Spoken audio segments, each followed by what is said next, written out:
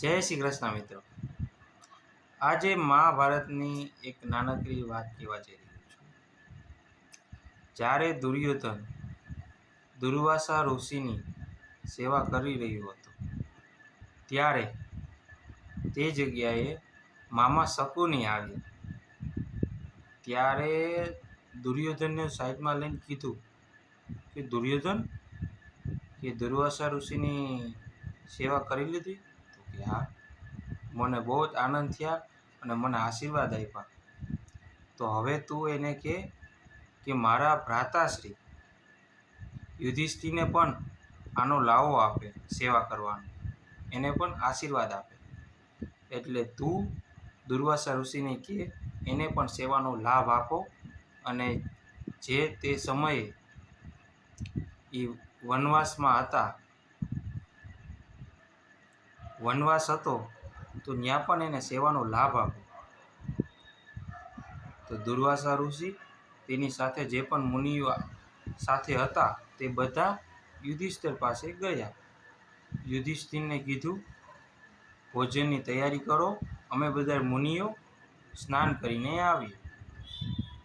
તો યુધિષ્ઠિરે કીધું જેવી આજ્ઞા તમારી। અને દુર્વાસા ઋષિ અને એ બધા તો સ્નાન કરવા ગયા અને દ્રૌપદીને કીધું કે ભોજનની તૈયારી કરો।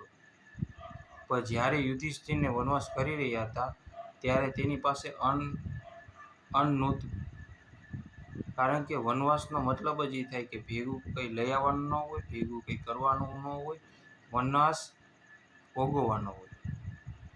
ત્યારે દ્રૌપદીને કીધું ભોજનની તૈયારી કરો। ત્યારે રસોડામાં ગયા અને જોયું એક પણ થામમાં અન્નનો એક જ દાણો હતો।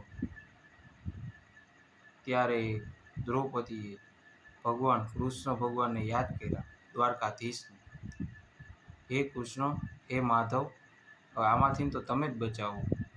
જેવું નામ લીધું એવા દ્વારકાધીશ તે જગ્યાએ પહોંચી ગયા અને યુધિષ્ઠિર સાથે વાતચીત કરી રહ્યા હતા ત્યારે દ્રૌપદીએ તેનો અવાજ સાંભળ્યો અને બહાર ગયા। તો દ્વારકાધીશે કીધું દ્રૌપદી, મને ભૂખ બહુ જ લાગી છે, જમવાનું જે પણ હોય તે જલ્દી લઈ લ્યો ને। ત્યારે દ્રૌપદીએ કીધું જમવાનું તો કંઈ નથી, ફક્ત એક જ દાણો છે અન્નનો। કંઈ વાંધો નહીં, દ્વારકાધીશે કીધું એ પણ મને આપી દે। ભગવાન દ્વારકાધીશે તે આરોગ્ય। જ્યારે ભગવાન દ્વારકાધીશે એક અન્નનો દાણો આરોગ્યો, વાં દુર્વાસા ઋષિ અને તેની સાથે જે પણ મુનિઓ આવ્યા હતા ને એ બધાયનું પેટ ભરાઈ ગયું। જોજો દ્વારકાધીશનો એ બધાય દુર્વાસા ઋષિ અને બધા મુનિનું પેટ ભરાઈ ગયું। અને ઓલા બધાય પણ દુર્વાસા ઋષિને આશ્ચર્ય જોતી કે આપણે જે ભોજન કર્યું નથી અને આ કેવી રીતે આપણું પેટ ભરાઈ ગયું, કંઈ સમજાતું નથી। દુર્વાસા ઋષિ યુધિષ્ઠિર પાસે ગયા કે હવે ભોજન ન કરતા અમારું પેટ તો ભરાઈ ગયું। સારા એવા આશીર્વાદ દીધા યુધિષ્ઠિરને, ત્યાંથી ભણ્યા।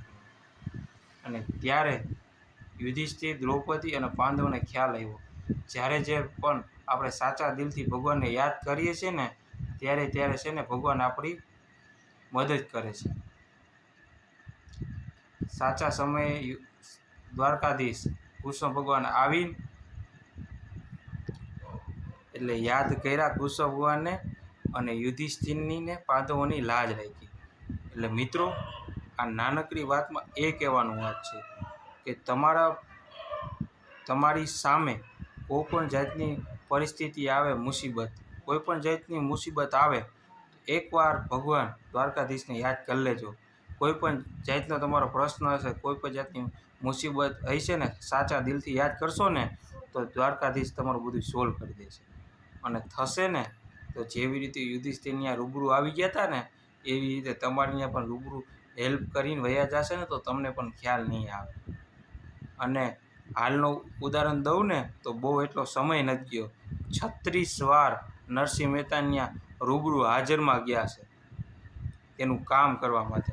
જ્યારે જ્યારે નરસિંહ મહેતા યાદ કર્યા છે ને ત્યારે ત્યારે ટાઈમે ટાઈમે કૃષ્ણ ભગવાન આવ્યા છે અને કામ કરીને ગયા છે. એટલે દિલથી જો તમે ભગવાનને યાદ કરશો ને દ્વારકાધીશને, તો તમારું કોઈ પણ જાતની મુસીબત છે ને તો સોલ્વ થઈ જશે.